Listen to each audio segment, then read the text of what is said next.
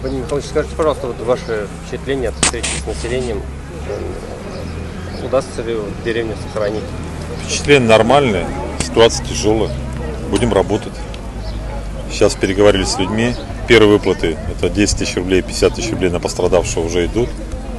Большая часть уже получила. Завершается работа по восстановлению документов личности и регистрационных документов. И сейчас большое количество вопросов связано с восстановлением именно жилья. Вот.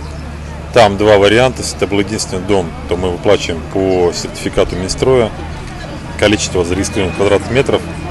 И стоимость по региону 58 тысяч рублей на квадратный метр составляет. 57 800 с копейками ориентировочно. Если это не единственное жилье, и люди используют жилье как вспомогательное, то 500 тысяч рублей. Но есть масса вопросов, вот там сейчас порядка 10 ситуаций было, которые не попадают ни в какой, ни в тот, ни в другой вариант.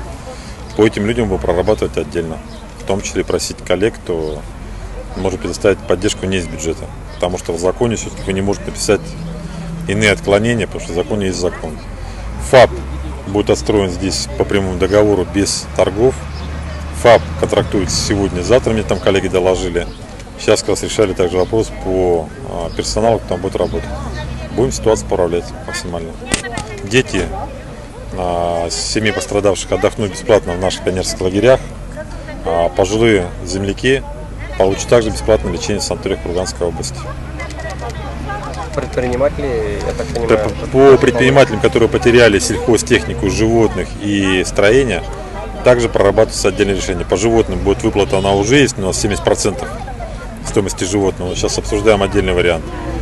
По сельхозтехнике также поддержка есть, но также обсуждаем отдельный вариант для именно погорельцев. И по строениям, которые пострадали, также будем выплачивать субсидии. Спасибо, коллеги.